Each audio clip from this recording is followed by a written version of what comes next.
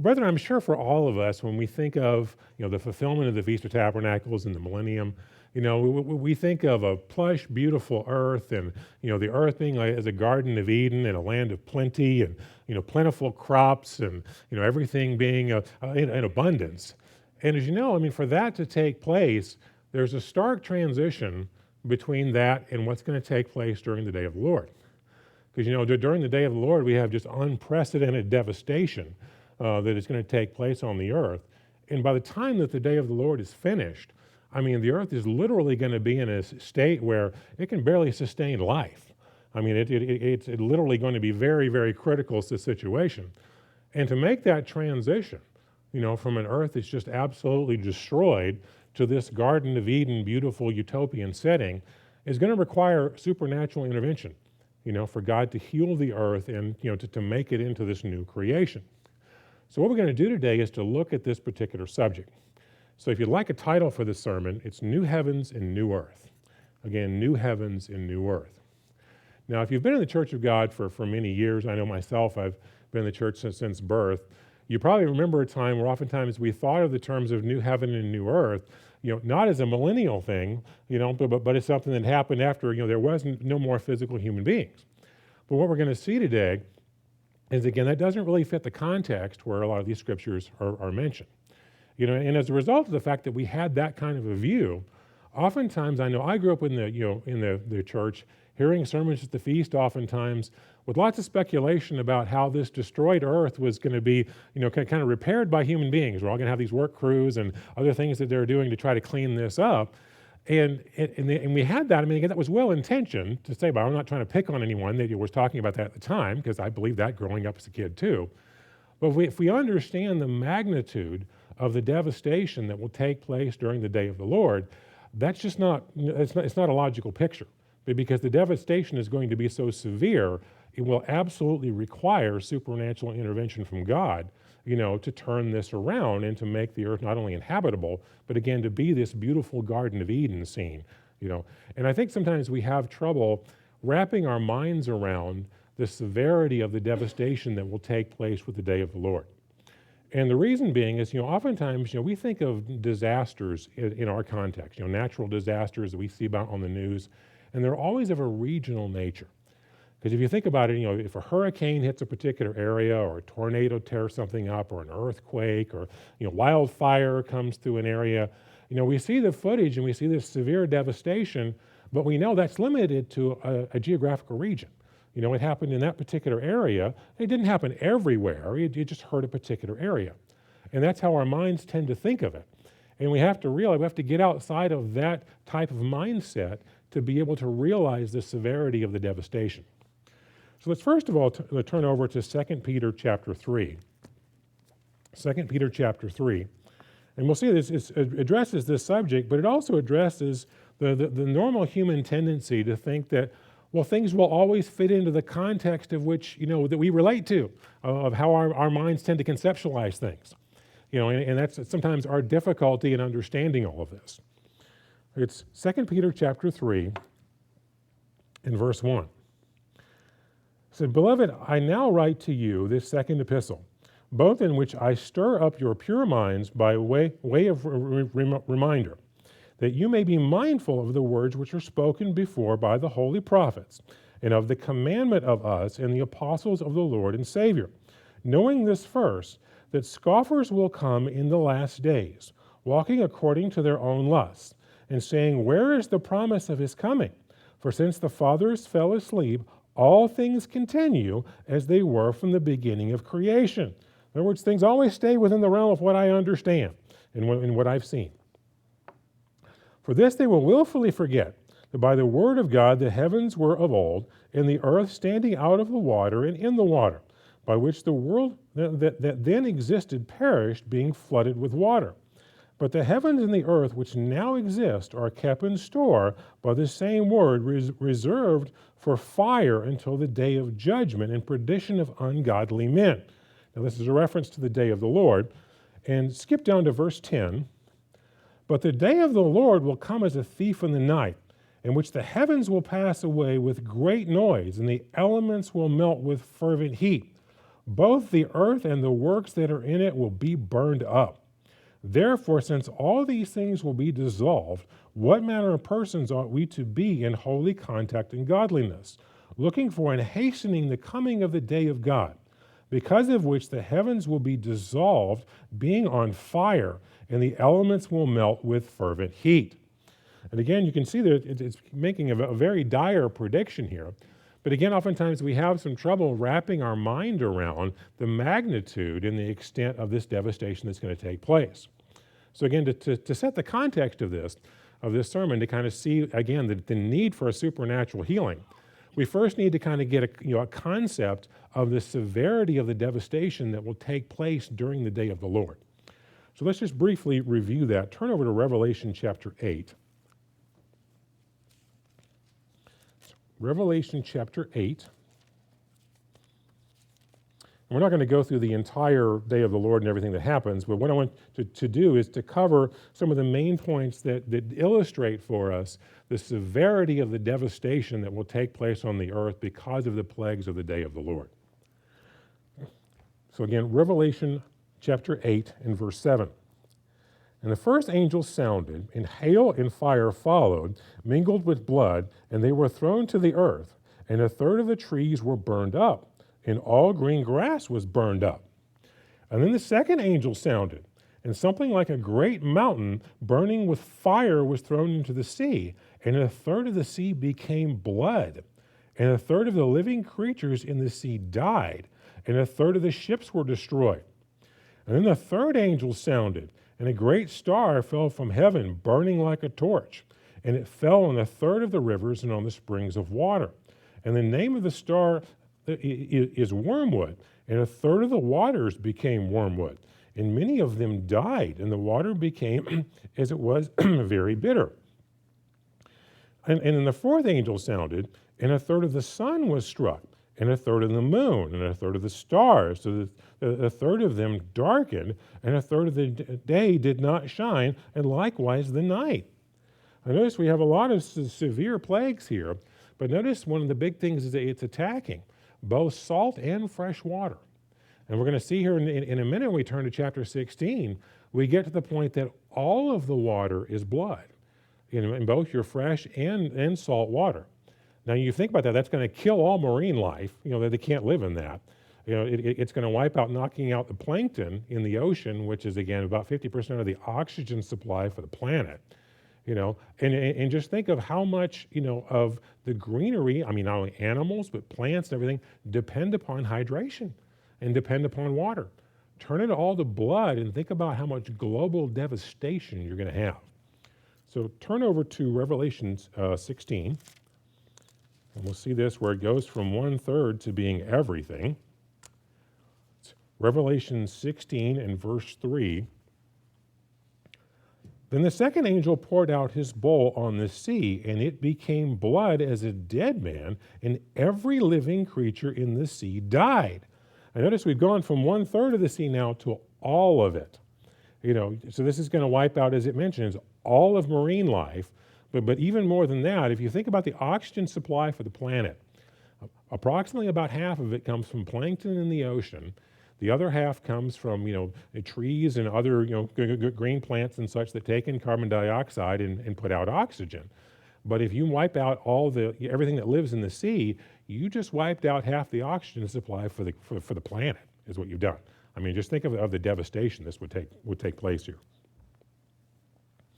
And then in verse 4, then the third angel poured out his bowl on the rivers and the springs of water, and they became blood. See, now we're wiping out all the fresh water. And I heard the angel of the water saying, "You are righteous, O Lord, the one who is and who was and who is to be, because you have judged these things. For you have shed the blood of the saints and the prophets, and you have given them blood to drink, for it is their just due."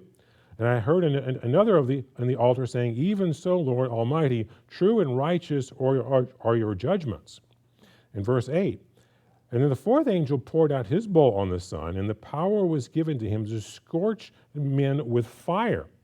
And the men were scorched with great heat, and they blasphemed the name of God, who has power over these plagues, and they did not repent or give him glory. Now skip down to verse 17. Then the seventh angel poured out his bowl into the air, and a loud voice came from the temple of heaven and from the throne saying, "It is done." And there were noises and thunderings and lightnings, and there was a great earthquake, with such a mighty great earthquake as had not been occurred since men were on the earth. And the great city was divided into three parts, and the cities and the nations fell. And great Babylon was remembered before God to give up her cup of wine of the fierceness of his wrath. And every island fled away, and the mountains were not found. And a great hail in heaven fell upon men, and every hailstorm about the weight of a talent. And men blasphemed God because of the plague of the hail, since that plague was exceedingly great.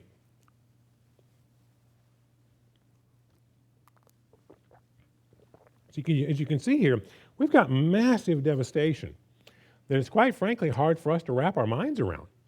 Because again, when we think of a wildfire or a hurricane or something that destroys an area, we may be just awed by the footage we see on the news, but we know in our mind again that's limited to a region. We don't think of these things as happening to the entire planet, and it's affecting everyone everywhere. But that's exactly what's going to take place here. And we can see all of this summed up in Jeremiah chapter 4. It's in Jeremiah chapter 4. What we're going to see here is it describes the earth after the day of the Lord, basically using the exact same Hebrew terminology. It describes the earth after Satan's rebellion. When God had to do recreation of the earth just being so destroyed it was without form and void. Well, that's exactly what's going to be the state after the day of the Lord. It's Jeremiah 4, verse 23.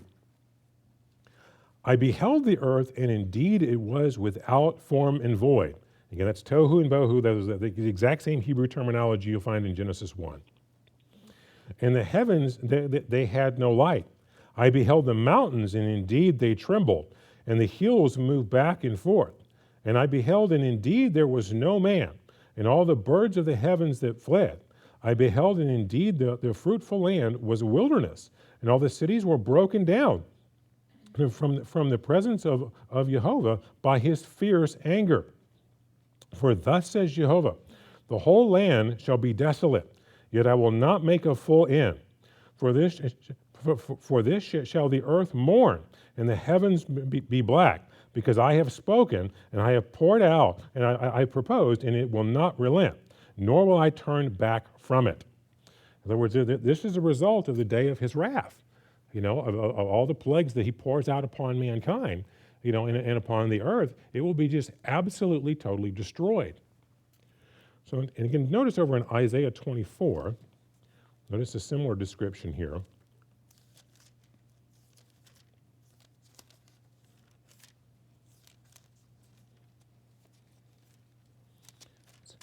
Isaiah 24, we'll start in verse 1. Behold, Jehovah makes the earth empty and makes it waste, distorts its surface and scatters abroad its inhabitants. Now drop down to verse 6. Therefore the curse has devoured the earth, and those who dwell in it are desolate. Therefore the inhabitants of the earth are burned, and few men are left. See, clearly we're talking about the day of the Lord and all the devastation that will take place. Now, again, as I mentioned, if you're like me, I grew up in the church. My parents were baptized, before I was born. So all of my childhood, I grew up, attending the feast. And numerous times, in those years, I heard sermons that basically painted the picture that, after the day of the Lord will, God will be mobilizing the troops of all the humans, and they'll go out and plant trees, and they'll be, doing all these efforts to try to clean this up. When you understand the magnitude of the devastation that's going to take place, that's just not realistic. It's not something that mankind can go fix, through physical effort. This is going to require supernatural intervention. Because, realistically, the earth is not going to be in any shape to be sustaining human life, for any length of time without God intervening and supernaturally healing it. If we turn over to Ezekiel chapter 47, we can get a picture of how God plans to address this problem. It's Ezekiel chapter 47, and we'll start reading in verse 1. Now, what we have here is a description of healing waters that come out from the temple there in Jerusalem. As you can see, as it's described, these waters go out in two directions here, and as these flow and the rivers connect with trees, and they make their way to the ocean. Everywhere they go, they heal the land, because it's a supernatural healing that takes place. This is Ezekiel 47 and verse 1. And then he brought me back to the door of the temple, and there was water flowing from under the thresholds of the temple towards the east, and from the front of the temple towards that faced the east, and the water flowing from under the right side of the temple, south of the altar. And he brought out by the way of the north gate and led me around on the outside of the outer gate that faces east, and there was water running out on the right side. And then when a man went out to the east with a line in his hand, and he measured 1,000 cubits, and he brought me through the waters, and the water came up to my ankles. And he measured 1,000 and brought me through the waters, and the water came up to my knees. And again he measured 1,000 and brought me through, and the water came up to my waist. And then he measured 1,000, and it was a river, and I could not cross. And the water was too deep, and the water in which one must swim, a river that could not be crossed. And he said to me, Son of man, have you seen this? And then he brought me and returned me to the bank of the river. And when I returned, there along the bank of the river was very many trees on one side and the other. And he said to me, This water flows towards the east region and goes down into the valley and enters the sea. And there it reaches the sea, and the waters are healed. And it shall be that every living thing that moves, wherever the rivers go, will live. And there will be a very great multitude of fish, because the waters go there. And for they will be healed, and everything will live wherever the river goes. And it shall be that fishermen will stand by it from Engedi to in England, and they will be places for spreading their nets.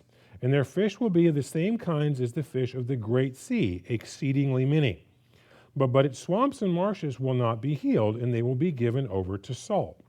Along the bank of the river, on this side, on this side and that, they will all be all kinds of trees used for food. And their leaves will not wither, and their fruit will not fail. And they will bear fruit every month, because their water flows from the sanctuary. Their fruit will be for food, and their leaves for medicine. Now, the same river is mentioned again in Zechariah chapter 14. I'll turn over to Zechariah chapter 14.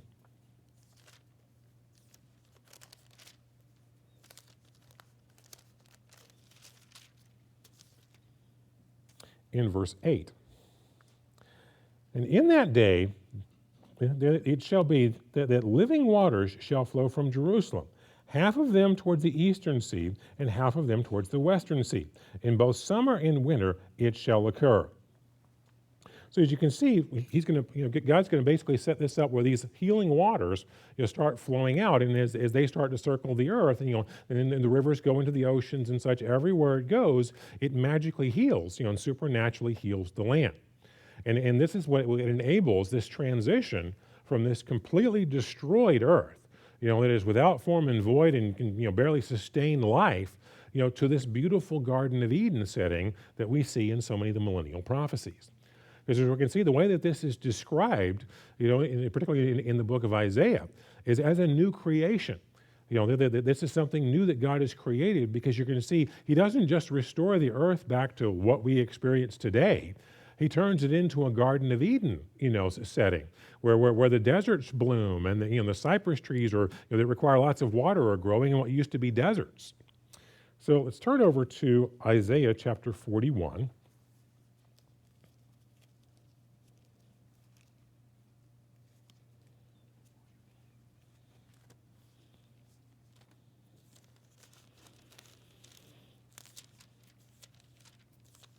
Isaiah 41. We'll see in verse 17. When the poor and needy seek water, there is none. and their tongue shall fail for thirst. I, Jehovah, will hear them. I, the God of Israel, will not forsake them.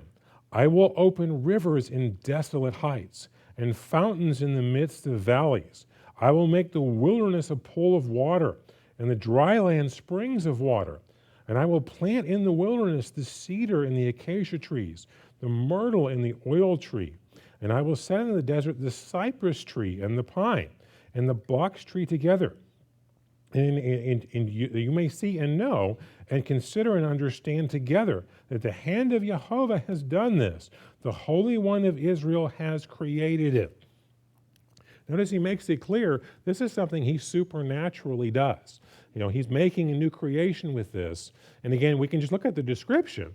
And again, we don't have cypress trees growing in the desert today. Cypress trees need lots of water. Deserts are dry. So it's not a matter of trying to restore things back to where they were. He's making a beautiful Garden of Eden setting of the earth, something we haven't seen before. As we're going to see here, this is a new earth. We'll see here later when we look at the context of the scriptures that talk about new heaven, new earth, it's referring to a millennial setting. But when we understand it's a new creation, it's something that we have not seen before of the earth being in this, this type of setting. Then you realize this truly is a new earth. This is something he has, recreated and made totally new. So turn over to Isaiah 43. We'll notice several references in this regard. It's Isaiah 43.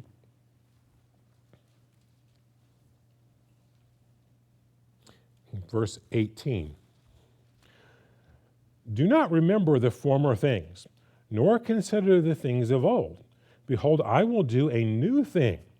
Now it shall spring forth, shall you not know it? I will even make a road in the wilderness and rivers in the desert. A beast of the field will honor me, and the jackals and the ostriches, because I give waters in the wilderness and rivers in the desert, to give drink to my people, my chosen. This people I have formed for myself, and they shall declare my praise. Notice he says he's doing a new thing. Again, this is a new earth, because again, this description doesn't match anything that we've experienced in our time. This isn't a restoration of from the devastation just kind of back to where we were. This is a new earth. This is a beautiful Garden of Eden setting that's probably kind of beyond our comprehension. So also turn over to Isaiah 51.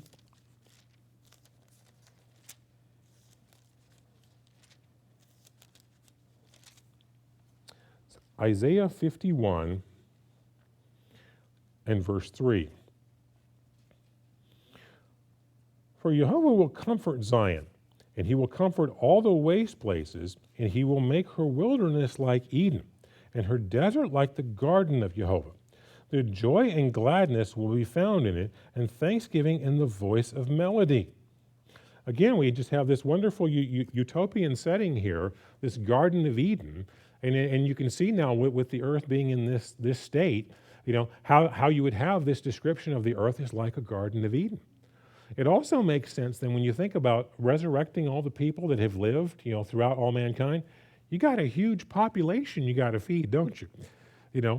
So if you think about that, if you're going to make all these areas fertile, that's how you're going to have a food supply, to be able to deal with all these people and how you will have abundance. Because today we have big areas like, the Sahara Desert and other things where you have, these big areas where it's not usable land, to sustain people. Well, if you're turning all the deserts into areas where cypress trees can grow and there's lots of green and lots of water everywhere, well, now you have a lot of usable land that you didn't have before. So you basically reformed all of this, not only to make a beautiful utopian setting, but for the practical needs of what you're going to have, bringing back all these people that you want to work with at this time. You can see it. Sometimes I like to joke when I look at things like this, I'll kind of sarcastically go, it's almost like some great master planner designed it that way. And if you look at this, it's like someone who really thought all this through and thought of all the details, brought all this together because he planned it all from the beginning, before he even got started. Well, brother, as I mentioned, If you're like myself, if you grew up in the Church of God, or you've been in for many decades, you probably oftentimes heard, associated the phrase new heavens and new earth, not with the millennium, not with, a setting where there would be physical human beings. You associate that, well, that's beyond mankind. That's when it's all over. Well, as we're going to notice, if we go through all the scriptures, that make this reference, you're going to see in a lot of the context, it's just very obvious we're talking about a setting with physical human beings on a physical planet. I mean, we'll see that's very clear. There's really only one scripture that can get confusing in that regard, and then we're going to look at that one in detail. But let's first of all turn back over to 2 Peter, where we were just a minute ago.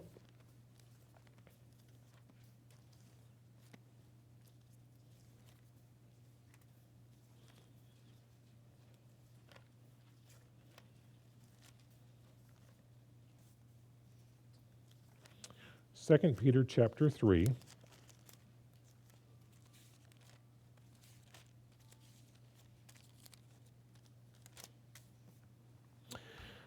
We're going to start back at verse 10. We read this before, but I want to read through this context until we get to the reference of new heavens and new earth here. It says, "But the day of the Lord will come as a thief in the night, in which the heavens will pass away with great noise, and the elements will melt with fervent heat. Both the earth and the works that are in it will be burned up. Therefore, since all these things will be dissolved, what manner of persons ought you to be in holy conduct and godliness, looking for and hastening the coming of the day, but because of which the heavens will be dissolved, being on fire, and the elements will melt with fervent heat." Now, notice, as we covered before, this is an obvious reference to the day of the Lord. And this is referring to, again, to all the devastation that we read through in the book of Revelation, that will take place there. But now notice the next verse. "Nevertheless, we, according to his promise, look for new heavens and new earth in which righteousness dwells." Now notice the chain of events here. I mean, because you have listed all the issues of, that are going to happen during the day of the Lord, the devastation that takes place, and the very next thing you have referenced is looking beyond that, and it mentions new heaven, new earth. Again, oftentimes that gets associated with, a time when there are no human beings. But if we look at the references to this particular phrase in the book of Isaiah, it becomes very clear that we have to be talking about a time when there's physical human beings. Because again, the references and the context are going to make that very obvious. So let's turn over to Isaiah chapter 66.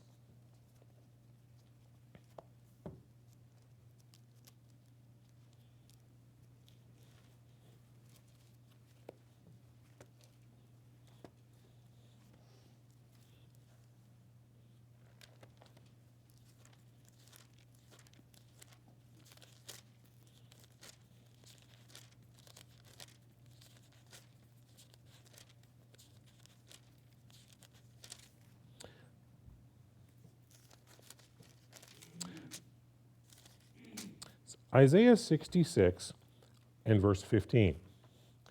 "For behold, Jehovah will come with fire, and with his chariots like a whirlwind, to render his anger with fury, and his rebuke with flames of fire. For by fire and by his sword Jehovah will judge all flesh, and the slain of Jehovah shall be many." And notice we're obviously talking about the day of his wrath. We're obviously talking about the day of the Lord context here. But let's just keep following the context here. "Those who sanctify themselves and purify themselves, to go to the gardens after an idol in the midst of eating swine's flesh, and the abomination and the mouse shall be consumed together, says Jehovah. For I know your works in their thoughts, and it shall be that I will gather all nations and tongues, and they shall come and see my glory.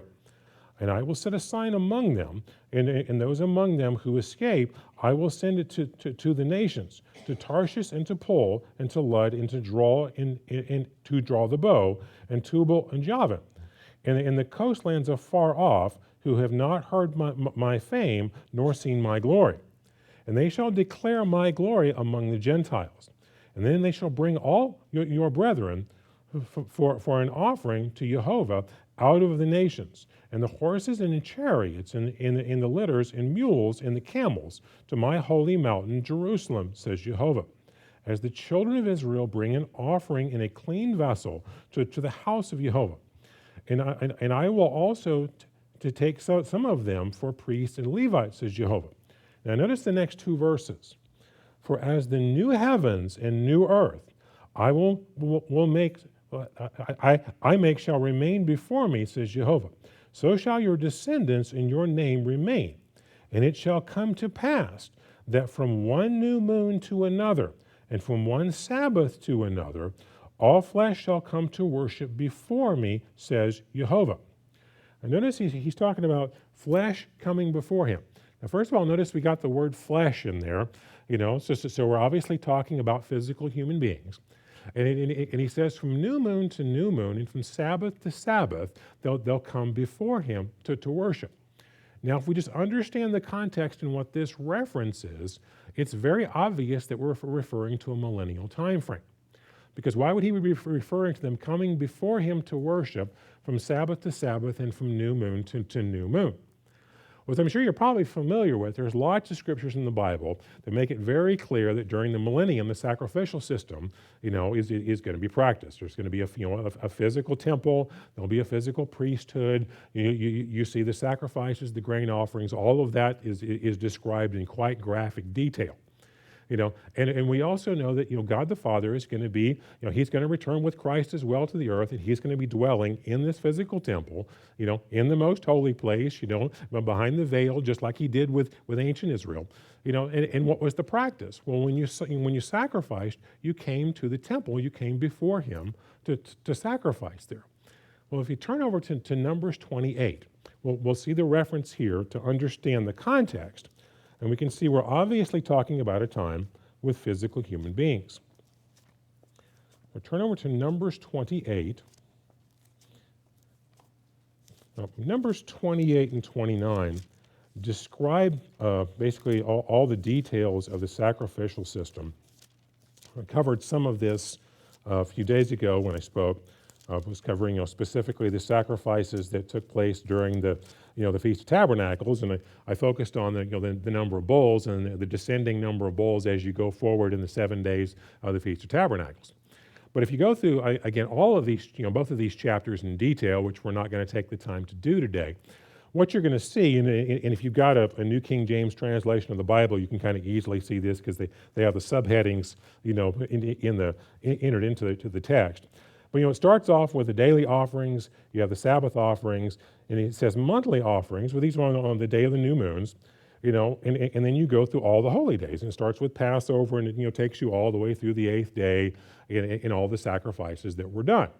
But again, remember how the sacrificing was done. You had to sacrifice at the temple. You had to go where God dwelt, and bring your sacrifice there before him.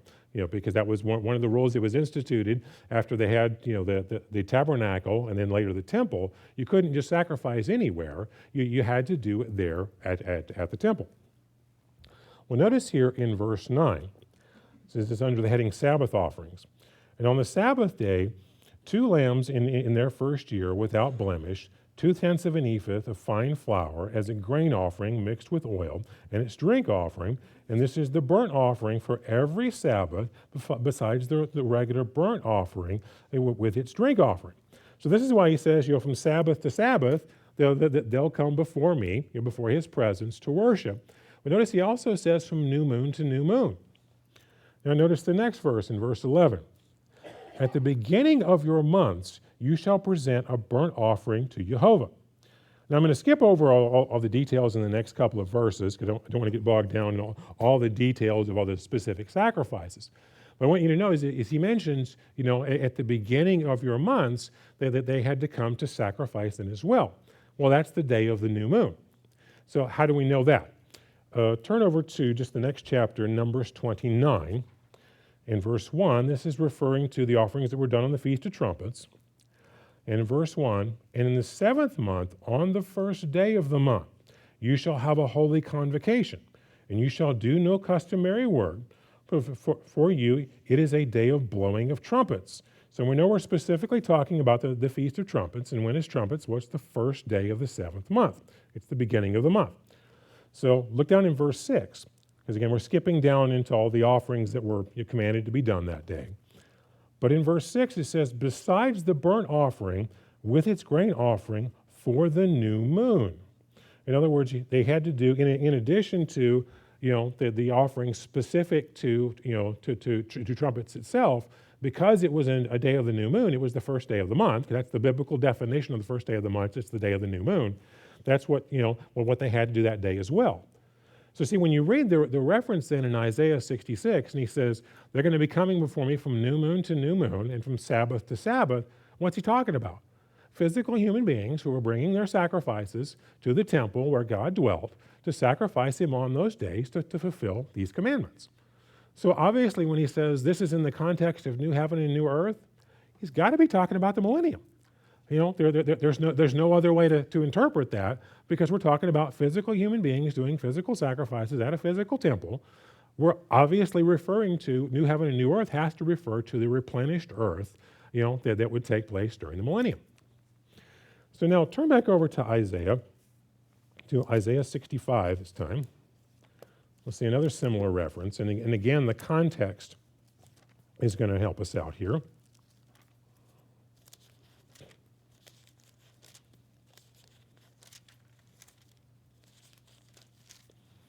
It's Isaiah 65, and we'll start in verse 17.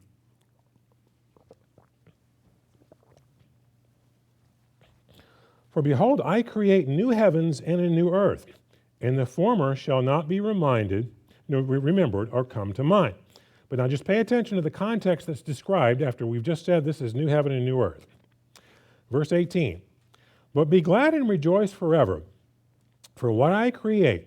For behold, I create Jerusalem as a rejoicing, and her people a joy, and I will rejoice in Jerusalem, a joy in my people. A voice of weeping shall no longer be heard in her, nor the voice of crying.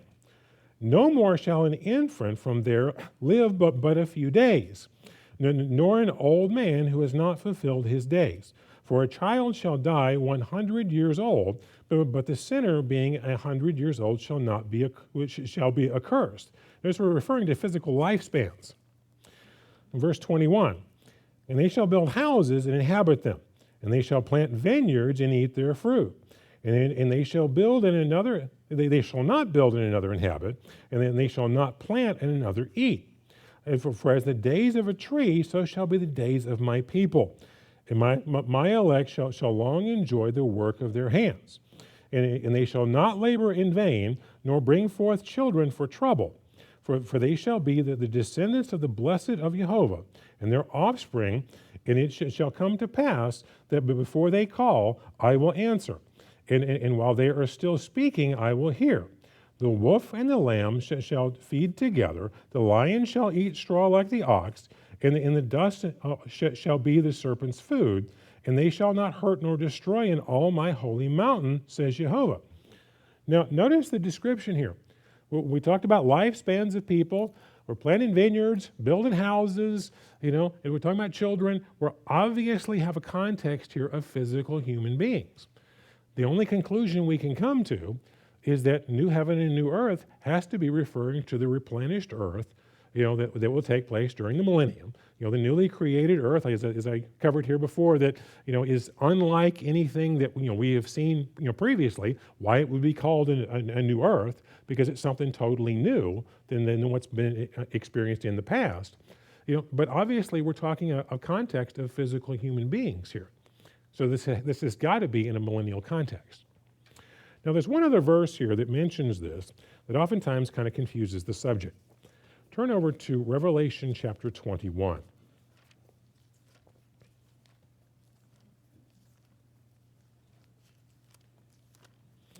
So Revelation chapter 21.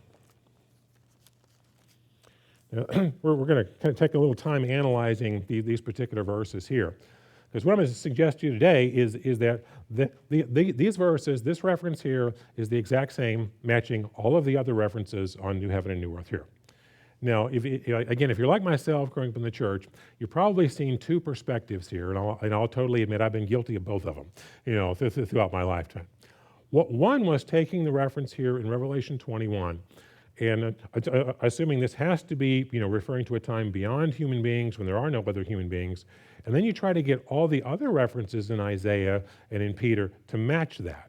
Well, you got to do some severe mental gymnastics to get that to work, but because as we just went through, the context in Isaiah is very clearly talking about physical human beings. The other perspective of it is you basically look at the Isaiah references in 2 Peter and go, okay, well, this is obviously referring to the replenished earth after the day of the Lord. But then you go, well, in Revelation 21, that's something different. This is when we try to separate that reference out. And there's two reasons why we do that. They're found in the first 4 verses here in Revelation 21. And we're going to take a little time kind of dissecting this, again, because I think if we analyze it in detail, we can see this scripture matches all of the others, and the reference is consistent throughout the Bible. In Revelation 21, in verse 1, and I saw a new heaven and new earth. So again, we have this new heaven and new earth reference. For the first heaven and the first earth had passed away, and there was no more sea. Now that's typically one of the first problems. Then to keep reading, then I saw the holy city, the new Jerusalem, coming down out of heaven from God, adorned as a bride for her husband. And I heard a loud voice from heaven saying, the tabernacle of God is with men, and he will dwell with them, and they shall be his people, and God himself will be with them and be their God. And God will wipe away every tear from their eyes, and there shall be no more death, nor sorrow, nor crying, and there shall be no more pain, for the former things have passed away. Now, what normally happens is the logic kind of goes like this. And again, I'll absolutely plead guilty. There are sermons on the website of me, is just saying some of the things I'm about to correct today. But we assume two things. We assume no more sea. Well, that obviously no more bodies of water is how we assume that. We think, okay, well, there's no more bodies of water. We must not be talking about a physical planet here. Then we take verse 4 and go, okay, well, we're obviously not talking about a time when there could be any physical human beings. So again, we assume this has got to be, again, no water, and we're beyond, all of mankind being made God beings. Well, there's a couple of problems with that. Because if you read through Revelation 21 and 22, what you'll see, and again, I'll cover some of this today in detail, is you got kind of two concepts going on here. Obviously, New Jerusalem is a spiritual concept. It describes this as the bride. You've got, because that's dwelling together with the Father and the Son. Because you'll even see in Revelation 21 where John has the vision. He says, "I will show you the bride, the Lamb's wife." And what does he show him? He shows him the city. So we're obviously talking about a spiritual concept here. But you're also going to see references to physical human beings in these chapters as well. You've got two concepts going on here. Because what happens at the beginning of the millennium? Christ and the Father are going to come down to earth. We've all known that for some time. And we know what are the jobs of the first fruits. Well, the first fruits are to work with all of mankind as well. Well, what are the first fruits composed of at that time? They're spirit beings. They've been resurrected to eternal life. So you've got all of these, you've got the Father, you've got the Son, you've got all the first fruits who are all, again, spirit beings, a spiritual concept, who are what? On a physical earth working with physical human beings. So you've got two things going on here. And one of the mistakes we oftentimes make is we try to make this, again, either totally spiritual or totally physical, and you got to do mental gymnastics to get either one of those to work. If you understand you've got two concepts going on in these chapters, it makes it easier. And let me start with kind of showing one of the things that first kind of opened my eyes on this subject. Look at verse 3. And I heard a loud voice from heaven saying, "Behold, the tabernacle of God is with men, and he will dwell with them, and they shall be his people, and God himself will be with them and be their God." Notice it says it's men.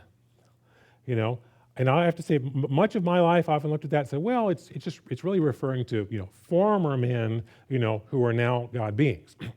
And I made that argument for years. The problem being is that's not what the Greek word means. Let me read to you the definition of the Greek word translated there in the English word men. It's transliterated into English as anthropos, It's Anthrop-O-P-O-S. You can tell I'm not an expert in Greek. Uh, it's Strong's number 444. And according to the Complete Word Study Dictionary of the New Testament by Spiros Zahaides, here's how it's defined. Now, I'm not going to read you everything Zahaides writes up on this, but I'm going to give you a synopsis of this. Quote, man, a generic name in distinction from gods and the animals. In the New Testament, used to make the distinction between sinful man whose conduct, way, or nature is opposed to God, a man or woman, an individual of the human race, a person. Spoken in reference to his human nature, a man, i.e. a human being, a mortal.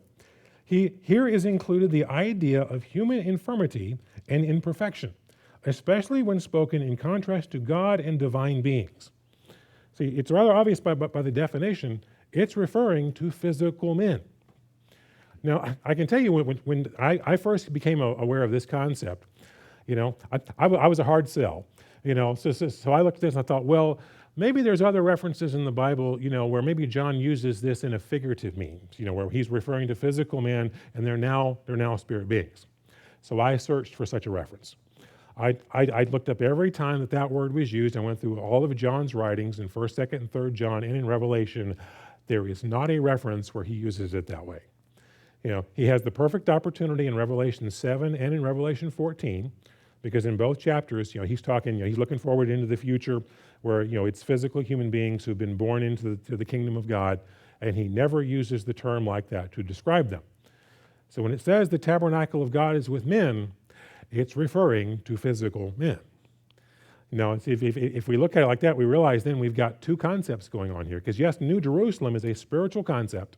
This is the bride and the Father and the Son together. But again, what are they doing during the millennium? They're working with physical humans. Now let's look at this reference of no more sea. Let's again just read verse 1. And I saw a new heaven and a new earth, for the first heaven and the first earth had passed away, and there was no more sea. Now again, if we take that to be an absolute literal reference, we would have to conclude that means no more bodies of water. Now we know during the millennium there's bodies of water. We just read about, the river that flows into the oceans, and then there's bodies of water. But let's also consider something else. We're reading in the book of Revelation, aren't we?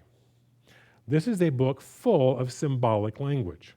There's nothing unusual about the book of Revelation, stating things in very symbolic language and not necessarily meaning those terms, again, literally how we might take the English words, but creating a symbolic picture.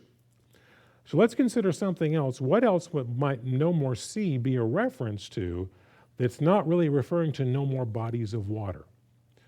Because consider something else. What else do we know happens before the millennium starts? Well, it's pictured in the Day of Atonement. It's the Azazel goat. It's the binding of Satan. We know Satan is out of the picture.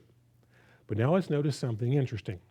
How is Satan pictured in the Old Testament? He's pictured as a sea monster.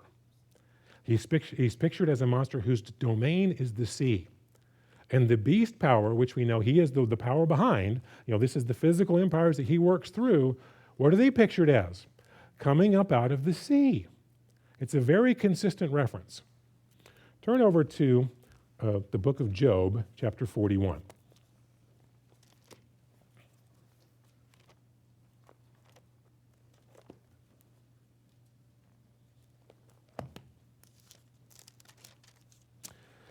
Job chapter 41, we'll start in verse 1. Can you draw out Leviathan with a hook, or snare his tongue with a line which you lower? Can you put a reed through his nose, or pierce his jaw with a hook? Will he make many supplications to you? Will he speak softly to you, and will he make a covenant with you? Will you take him as a servant forever?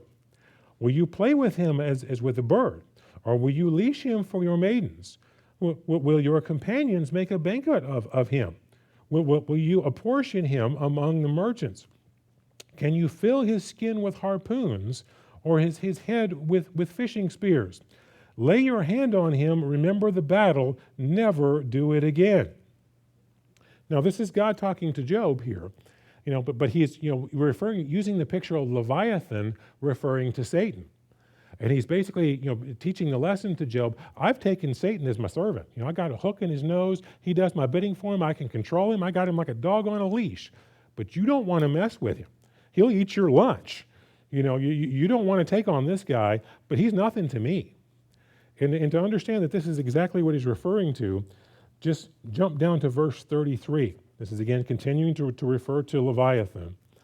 On earth there is nothing like him which is made without fear.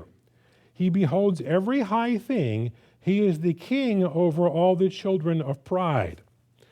Obviously, a sea monster, a literal sea monster that you would hook with a hook, is not the king over all the children of the pride, is he?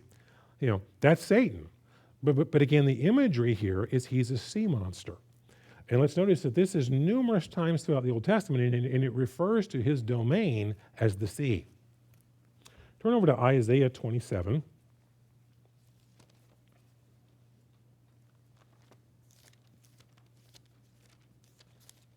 It's Isaiah 27 in verse 1.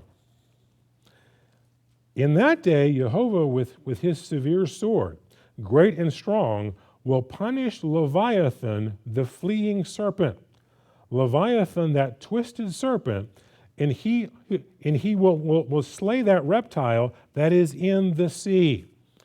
Notice Satan's domain is referred to as being in the sea. And again, we're not going to read every scripture that mentions this, because if you do a search on the term Leviathan, you'll see a number of scriptures here we won't have time to cover today. But just to notice one more, turn over to Psalms 104.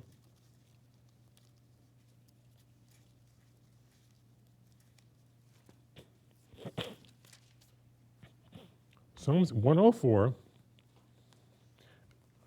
and verse 24. O Jehovah, how manifold are your works! In wisdom you have made them all. The earth is full of your possessions. This great and wide sea, in which are innumerable teeming things, living things both small and great. There the ships sail about, and there is that Leviathan which you have made to play there. In other words, the area where Leviathan, what we know as Satan, plays, it's referred to as the sea. And notice also, if we look at the beast empires, because as we know, Revelation tells us Satan is the power behind the beast. He gives them their power. They're able to do what they do because of his influence behind them. But notice how they're pictured. They're always pictured as rising out of the sea. Turn to Daniel chapter 7.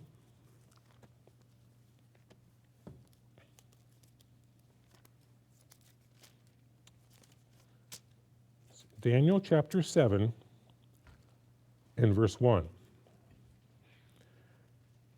In the first year of Belshazzar, king of Babylon, Daniel had a dream, and the visions of his head while on his bed.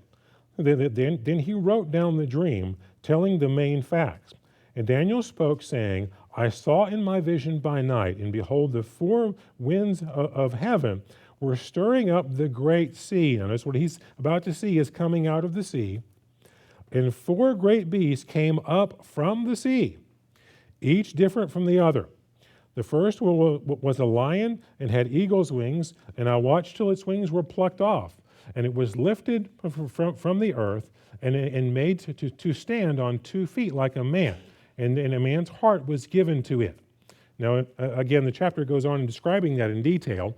I don't want to get lost in all those details, but just notice he's seeing the beast here. As we know, these were successive empires, that would rule the area there. And we won't get into all of that. I just want you to notice, how are they pictured? As monsters coming out of the sea. Now turn over to Revelation chapter 13. We'll see the same thing.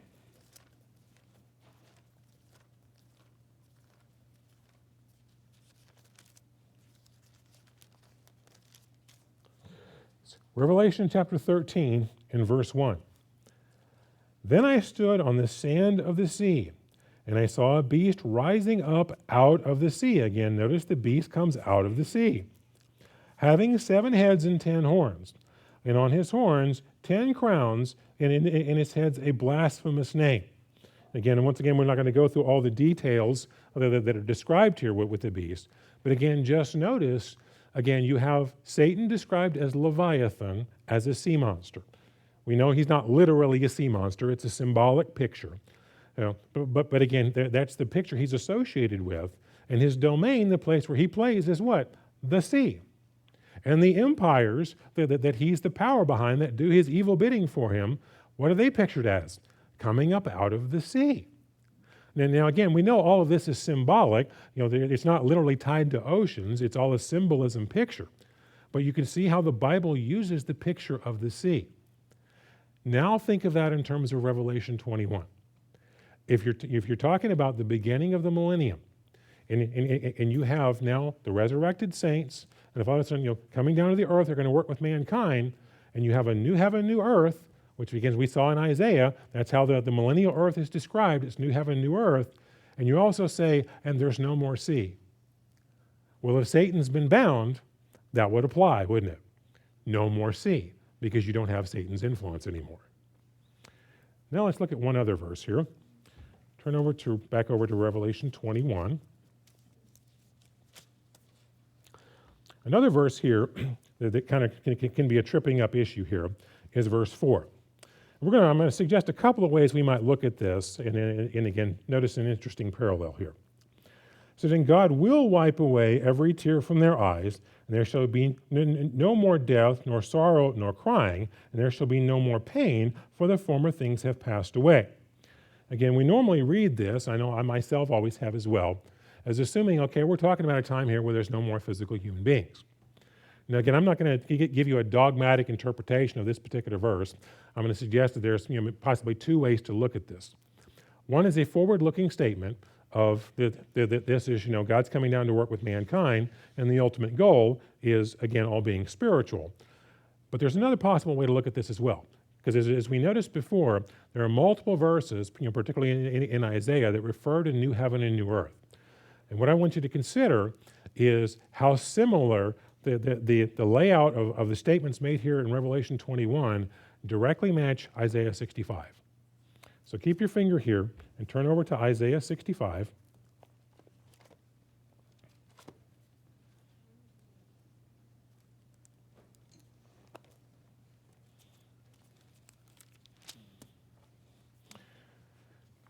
We're going to start in verse 17. Now, we read all of this before, but I'm just going to read a couple of verses here. But I just want you to notice the concepts in kind of the order of how it's laid out here. In verse 17, we have our reference to new heaven, new earth.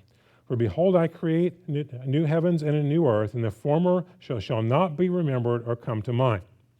But be glad and rejoice forever in what I create, for behold, I create Jerusalem as rejoicing, and her people a joy.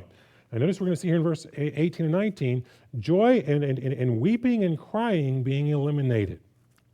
In verse 19, I will rejoice in Jerusalem and joy in my people.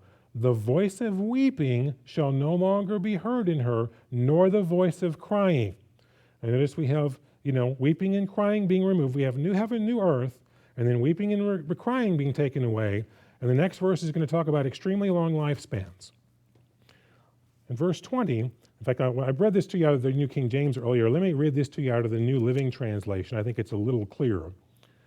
Again, this is Isaiah 65 and verse 20 out of the New Living Translation. No longer will babies die when only a few days old. No longer will adults die before they have lived a full life. No longer will people be considered old at 100. Only the cursed will die that young. Now again, if you look at a number of translations, you can find lots of nuances on that particular verse. But let's just say, if we take this verse for what it says, what it suggests in the NLT is that you've got a picture where as long as people are being obedient to God, and they're not just being rebels, they're going to have a very long lifespans, like, hundreds of years, through all this. They're going to live centuries. Now, it does say if you die shorter, you could be accursed.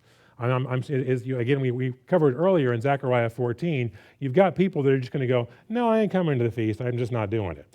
I'm just going to be a hardhead. Well, I'm sure God's going to have a point where if people are just rebellious enough, he's had enough of them. But again, this suggests very long lifespans of people during the millennium as long as they're obeying God. So what do we have? We have a reference to new heaven and new earth, weeping and crying going away, very long lifespans of people. In other words, death as we know it is, you're 70, and if you get much more than that, then you're lucky, and then we all die, because that's kind of the normal course of events. That's not the norm anymore.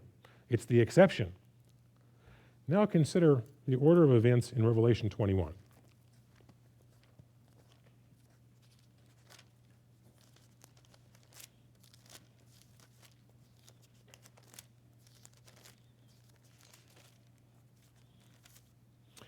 Now, in Revelation 21, verse 1, what do we start off with? Reference to new heaven and new earth.